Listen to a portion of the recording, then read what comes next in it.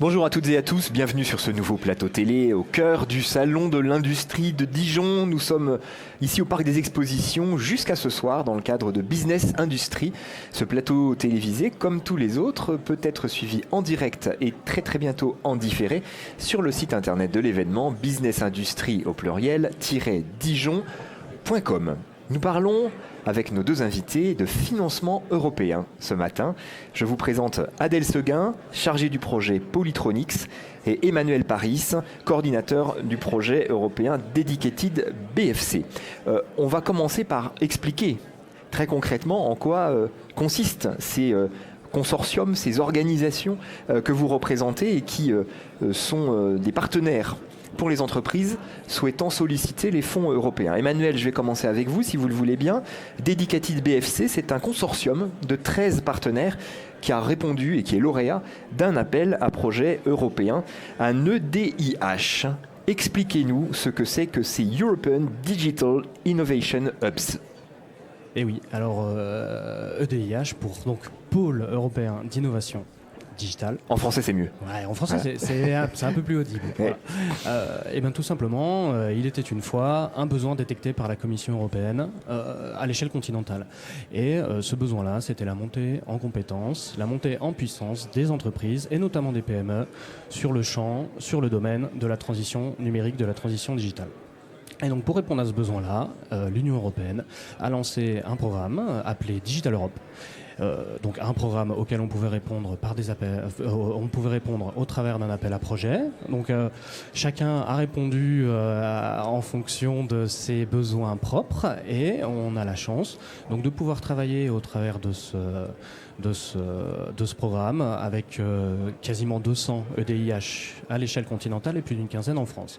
Donc les EDIH sont bien implantés par région, ça s'est constitué plutôt par région, mais ils se parlent entre eux. Voilà, vous en avez la preuve aujourd'hui. Donc EDIH, enfin les organisations locales ou territoriales qui sont l'intermédiaire finalement pour pouvoir bénéficier de ces fonds européens, oui. Ce sont quoi? Ce sont des entreprises, des collectivités, des organisations, des fédérations de partenaires? C'est un consortium. Alors un EDIH, c'est un consortium sans personnalité juridique. C'est-à-dire que les 13 partenaires pour nous se sont mis d'accord pour un projet sur une durée de 3 ans. Voilà, sur le projet. Et donc pendant 3 ans, on va travailler ensemble sur ce projet-là. Qui sont ces partenaires? Quel est leur profil et l'objectif commun? Les profils. Alors l'objectif commun, il est assez simple. C'est d'accompagner la montée en puissance des entreprises sur le champ numérique et sur le champ de la transition digitale. Et ces 13 partenaires, ces 13 partenaires ont des profils assez divers, mais complémentaires. Dans le sens où on retrouve autant les pôles de compétitivité régionaux que des associations d'aide à l'appui numérique, qu'un centre technique, le CETIM, que aussi également les universités, les pôles numériques. Voilà. Vous avez devant vous des partenaires qui non seulement sont compétents en matière numérique, mais également sont assez connus dans l'accompagnement plus général, dans l'accompagnement des entreprises dans différents types de projets. Bon, on revient dans quelques instants sur ce que vous avez mis en place et réussi à obtenir pour les entreprises du territoire. Adèle Seguin, chargée de projet Polytronix, je l'ai dit tout à l'heure. Donc c'est un EDIH également implanté alors dans la région ou en partie dans la région. Vous allez nous le dire dans un instant. Vous fédérez 17 partenaires. Racontez-nous un petit peu l'histoire, la genèse de cet EDIH et qui vous êtes en fait. Et nous alors Polytronix, on est supporté par 2 pôles de compétitivité qui sont Polyméris, donc tout ce qui est polymère, et Tectera avec tout ce qui est textile. Et pareil, comme Dedicated, on a des universités, des entreprises, des centres techniques, on a vraiment de tout pour pouvoir accompagner les PME dans leur transition numérique. Voilà, grâce à tout ce qui est intelligence artificielle. Donc vous êtes thématique et transrégionaux, j'allais dire. Voilà. Vous êtes implantés sur plusieurs territoires. Oui. Alors nous, c'est un peu différent des autres EDIH parce que nous, notre spécialité, c'est notre cœur de métier. Et c'est pas notre région. Donc on peut travailler partout en France. Après, on a 3 régions spécifiques qui sont Bourgogne-Franche-Comté, Auvergne-Rhône-Alpes, Centre-Val-de-Loire.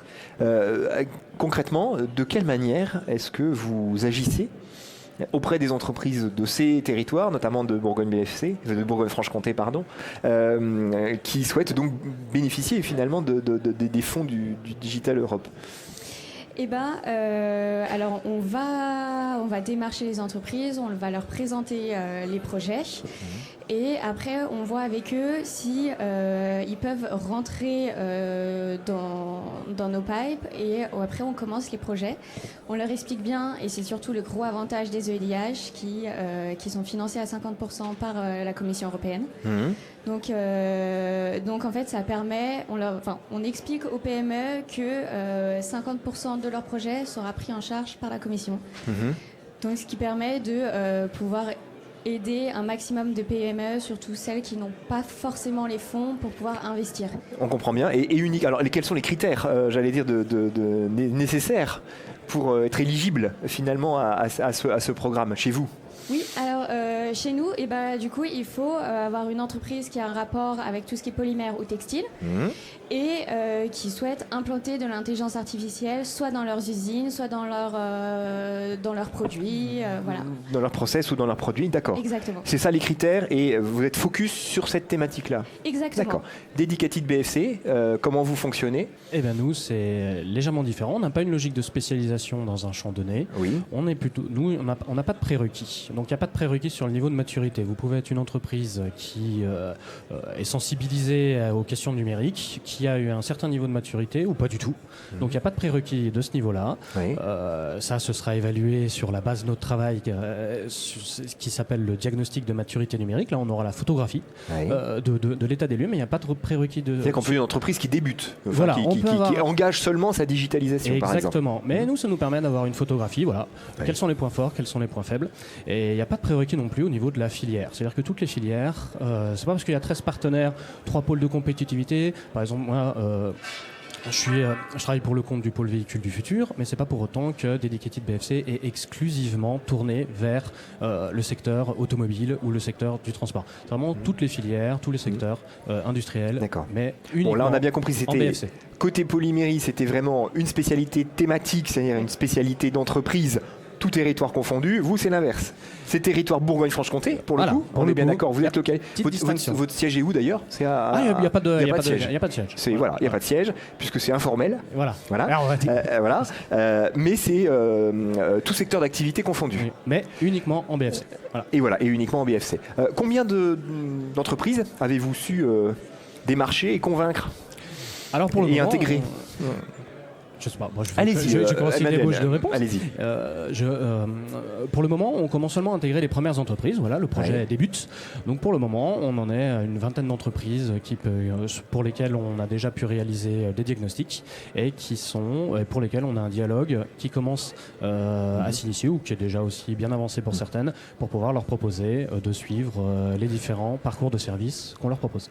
Et ces entreprises que vous allez rencontrer, ce sont des entreprises qui sont d'ores et déjà convaincus ou qui ont d'ores et déjà prévu d'engager un projet de digitalisation, ou vous allez jusqu'à finalement les convaincre de se digitaliser, de se numériser ? Et alors il y a exactement ces deux profils. Il y a les deux profils ? Il y a les deux profils. Il y a des entreprises qui effectivement ont un projet en tête, mais qui ne savent pas tout à fait bien comment le mettre en œuvre. Et il y a d'autres types d'entreprises, de PME, qui ont besoin d'être challengées pour justement découvrir que, par exemple, avec de la donnée, on peut faire des choses formidables. De votre côté, combien d'entreprises Nous, c'est à peu près pareil. On commence à intégrer les entreprises. On est pareil à une vingtaine. Et pareil, donc ça va être des entreprises soit qui ont une idée spécifique de ce qu'elles veulent, ou soit qui a besoin d'aide, qui ne sait pas trop par où commencer. Vous diriez que ces fonds européens constituent une vraie opportunité pour des entreprises qui veulent s'engager dans un projet de digitalisation, on va le résumer comme ça ? Et en quoi ça constitue une opportunité ? Oui, c'est une réelle opportunité parce que, comme je disais, il y a 50% qui est financé par la Commission européenne, ce qui est quand même non négligeable pour des petites PME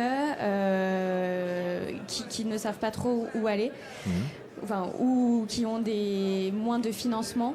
Donc c'est vraiment une vraie opportunité pour elles, et surtout d'avoir aussi tout un consortium derrière elles. Ça leur permet d'avoir un champ applicable énorme. C'est-à-dire que votre intervention, on comprend bien que son objectif premier, il est d'obtenir les fonds européens sur un projet. mais vous jouez aussi le rôle de cluster, j'allais dire d'une certaine manière. Est-ce qu'on peut le dire? C'est-à-dire de jouer l'effet réseau, en fait. C'est-à-dire que quand vous vous appuyez sur des universités, des centres de recherche, des centres de formation, ça peut aussi être utile aux entreprises que vous accompagnez. Il y a un petit effet cluster dans un certain sens, mais quelque part, ce à quoi on ressemble plus, j'utiliserais plutôt la notion de guichet unique. D'accord. Voilà. C'est-à-dire que vraiment les EDIH, en tout cas pour Dedicated BFC et également pour Polytronics, sont pensés comme des guichets uniques, donc des facilitateurs. L'objectif, ce n'est pas de faire ce qui a déjà été fait. Voilà, c'est-à-dire on voit que dans le paysage, dans l'écosystème, on a différents types de programmes qui sont déjà existants. Oui. Donc là, en tant que guichet unique, si la solution de l'entreprise qu'on arrive à détecter peut être solutionnée vers ces programmes-là, on va les orienter. Également, à partir du moment, à l'issue du parcours de service où l'entreprise aura mûri son projet, elle pourra, clé en main, être dirigée également vers des offreurs de solutions régionaux ou des parcours de financement pour financer également son projet. Voilà. Ces financements, 50%, vous nous avez dit jusqu'à 50% du montant engagé dans l'investissement. Il y a un plafond, ça représente des sommes potentiellement importantes pour financer des projets? Oui, tout à fait. Ce qui est pratique, c'est au niveau de l'attractivité des services qu'on va pouvoir, l'attractivité financière des services qu'on va pouvoir proposer. Et ce financement, c'est un des financements. Et pour nous, notre compte Dedicated BFC, on a la chance aussi de pouvoir compter sur le soutien de la région Bourgogne-Franche-Comté, qui vient aussi compléter une partie du financement, ce qui permet d'être là encore d'autant plus attractif dans les services qu'on va pouvoir proposer vers des entreprises qui sont parfois aussi un peu isolées sur le champ numérique. Par rapport à la région, vous accompagnez, enfin vous incitez les entreprises à aller aussi vers la région, ou vous les accompagnez vraiment dans le montage du dossier et dans la prise de contact avec la région? La région nous soutient et nous fait confiance sur l'accompagnement, et le projet reste identique. Voilà. De votre côté, transrégionaux, est-ce que vous avez également des relations avec les collectivités territoriales? Également, on est soutenu par les 3 régions que j'ai citées précédemment. Et donc pareil, ils nous font confiance, on travaille avec eux, on les tient au courant de tout ce qui se passe. Voilà. On est vraiment soutenus dans ce projet. Question qui n'est pas une question méchante, hein. Mais bon, il fallait bien que je vous la pose à tous les deux. Vous êtes 2 EDIH qui intervenez tous les 2 sur le territoire de Bourgogne-Franche-Comté. Vous êtes concurrents ou vous êtes copains? Non, Adèle Seguin. Pas du tout concurrents, plutôt copains. Ouais, plutôt copains. Oui, parce que du coup, nous, on est sur notre spécificité, donc sur polymère textile. Et juste sur IA, là où Dedicated n'est pas forcément expert polymère textile. Oui. Et donc, on travaille ensemble, on peut s'envoyer des entreprises, on a des relations ensemble où on essaye d'accompagner les entreprises ensemble. Si nous, par exemple, on a une entreprise de Bourgogne-Franche-Comté, polymère, qui a besoin de cybersécurité, on peut les envoyer à Dedicated aussi. Tout à fait. Même chose pour vous?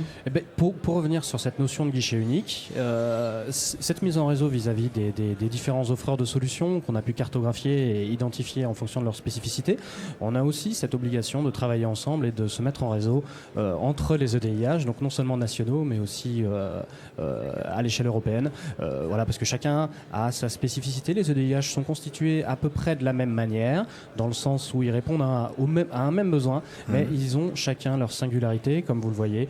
Là, ici, on a une spécificité polymère, et nous, on va rester sur un champ un peu plus généraliste, tout en ayant parfois des services, des propositions qui se recoupent et parfois qui sont complémentaires.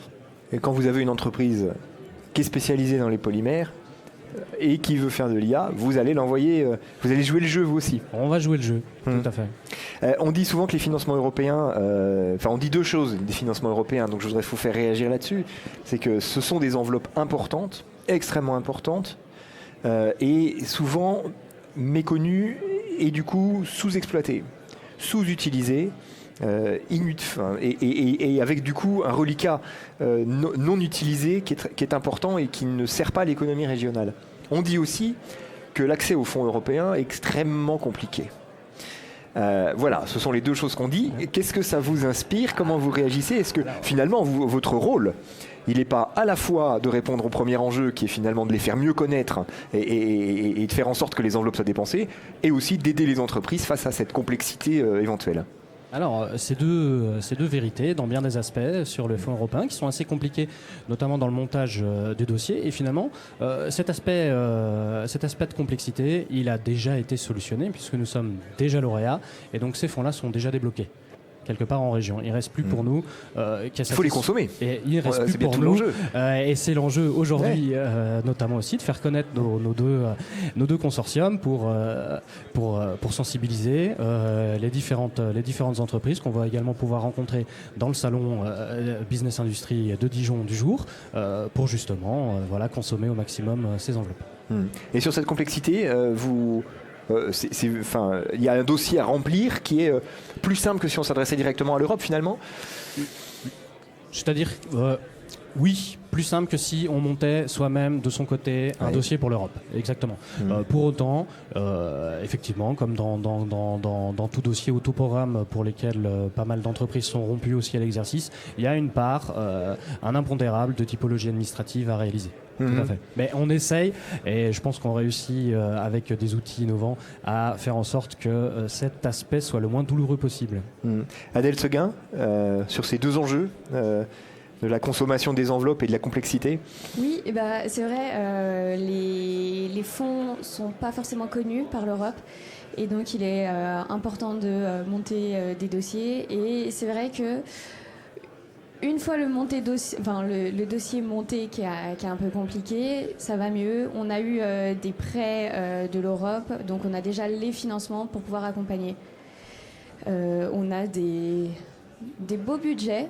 On peut donner ces montants. Combien sont disponibles au titre de Dedicated BFC, parce que là c'est vraiment notre territoire. Donc, sur Dedicated BFC, l'enveloppe globale est d'un montant de 3,7 millions d'euros. 3,7 millions d'euros avec des plafonds d'aide possible par projet. Pas nécessaire. Une somme maximale en fait. Ça fonctionne pas sur un système de voucher ou de ticket où une entreprise a le droit de débloquer 50 000 euros. C'est-à-dire on prévoit différents types de parcours de service et c'est du sur-mesure. C'est-à-dire que soit l'entreprise ça l'intéresse de faire un seul parcours, soit ça va l'intéresser d'en faire plusieurs, mais il n'y a pas de plafond sur l'entreprise en propre, quoi. On ne pourra pas dire voilà c'est limité à 20 000 euros et c'est tout. D'accord. Votre objectif, il est, je peux poser la question dans ce sens-là, votre objectif, il est d'aider combien d'entreprises ou de financer combien de projets ? Nous, alors on a comme objectif au bout des 3 ans d'avoir accompagné, réalisé 200 au moins diagnostics de maturité numérique. Oui. Alors qui déboucheront ou pas sur un projet. Qui déboucheront ou pas sur un projet. Et derrière aussi, on a un certain nombre d'indicateurs dont il serait un peu laborieux de rentrer dans le détail dessus, qui permettent en fonction des parcours, donc justement d'avoir un certain nombre de services et d'accompagnement qui débouchent, ce qu'on appelle depuis le début de l'intervention des projets, qui doivent déboucher sur un certain nombre de projets. Mais nous, notre objectif est fixé à 200. À 200. Et côté Polyméris ? Alors du coup, nous, le projet, c'est un projet à 4,5 millions. Et on a l'objectif d'accompagner environ 300 entreprises des trois régions. Enfin, ou d'autres d'ailleurs, parce que ce n'est pas interdit que des entreprises d'autres régions vous contactent. Oui. Voilà. Bon. Je reviens sur cette notion de diagnostic que vous évoquiez tout à l'heure. Ça, c'est la première étape, comme dans tout projet qui se respecte. État des lieux, diagnostic, ensuite plan d'action, ou en tout cas montage du projet, et vous êtes présent à chacune des étapes jusqu'à la finalisation du projet, avec du financement à la clé à chaque étape. Avec du financement à la clé à chaque étape. Et alors nous sommes présents, nous ou l'un des 13 partenaires en ce qui nous concerne, dans un processus d'intégration de l'entreprise et de la définition de son besoin. Alors effectivement, le diagnostic amène à la définition d'un besoin plus précis, qui peut ou pas être orienté vers des services internes ou vers des solutions extérieures, comme on a pu le mentionner auprès des offreurs de solutions ou de la mise en réseau des entreprises à ce niveau-là. Oui. Mais une fois que l'entreprise est intégrée dans le diagnostic, il ne s'agit pas simplement de faire d'ailleurs un seul diagnostic, mais 3 pour une entreprise. Voilà. D'accord. Donc un diagnostic de départ, Oui. C'est voilà, l'état des lieux, photographie, un diagnostic après la mise en route des premiers services et un diagnostic à une année après la fin des services. Que ces services-là aient été réalisés dans le cadre unique du consortium ou de manière concomitante par des offreurs de solutions ou autres. L'idée étant, bien entendu, là encore, de pouvoir extraire la montée en puissance des entreprises sur les différents champs qu'on a pu voir, de voir que suivre les EDIH, ça permet à ces entreprises-là de progresser. C'est le même fonctionnement de votre côté Polytronix? Oui. C'est un schéma, j'allais dire, qu'on retrouve un peu systématiquement dans tous les EDIH de France. Oui, tout à fait. En fait, Ouais. c'est le principe du guichet unique. C'est vraiment, Ouais. ils rentrent par nous ou un de nos membres, nos partenaires, et ils sont vraiment suivis, accompagnés et vraiment du début jusqu'à la fin. Une dernière question sur, si on prend un tout petit peu de recul par rapport à ce que vous êtes un petit écosystème à vous seul, puisque vous êtes un consortium, chacun un consortium. Quelle est votre place finalement dans l'écosystème global de tous ces acteurs qui aident, accompagnent, accueillent les entreprises pour leurs projets d'innovation, de développement, etc. Vous êtes guichet unique, mais il y a d'autres guichets uniques, ou il y a d'autres guichets en tout cas. Quelle place vous tenez finalement dans cet écosystème de l'accompagnement des entreprises au sens large? La place se définit au fil de l'eau. Les projets venant seulement de débuter, on débute aussi des partenariats avec les différents acteurs qui ne sont pas nécessairement des partenaires, des partenaires au consortium Oui. en propre. Et il ne faut pas non plus oublier que les partenaires des 10 consortiums œuvrent aussi dans le cadre de différents programmes, ce qui nous permet d'avoir un état des lieux, là encore une photographie de ce qui se fait et de détecter peut-être aussi bien et mieux les besoins des entreprises dans la région. Et pour vous, Adèle? Eh ben, exactement, c'est vrai que d'avoir plusieurs partenaires, ça nous permet vraiment de pouvoir mieux voir ce qui se fait en France et aussi en Europe. Et donc ça nous permet un peu de voir comment se positionner, comment même travailler avec d'autres projets, vraiment voilà. Le fait d'être sur plusieurs régions, ça permet de créer du lien aussi avec des acteurs qui peut-être pour le coup ne se connaissent pas du tout. Oui. Tout à fait. C'est aussi dans le but de Polytronix. C'est vraiment nos partenaires sont un peu éclatés dans les 3 régions et ça permet de pouvoir travailler sur les 3 régions et que les entreprises qui sont par exemple en Auvergne-Rhône-Alpes soient connues en Centre-Val de Loire. Merci beaucoup à tous les deux. Merci. Merci d'avoir joué le Merci à jeu, vous. d'avoir défriché ce sujet qui est un peu technique, qui est souvent méconnu. En tout cas, qui a le mérite en tout cas évidemment d'être connu, puisqu'il s'agit bien d'accompagner des entreprises grâce à du fonds européen, grâce à du financement européen, dans leurs projets d'innovation en matière de digital ou d'intelligence artificielle plus spécifiquement pour vous. Donc merci à tous les deux. Je rappelle qu'Emmanuel Paris, vous êtes coordinateur de projet européen à Dedicated BFC et Adèle Seguin, chargée du projet Polytronix. Merci à tous les deux, bonne journée et bon salon. Merci. Merci à vous.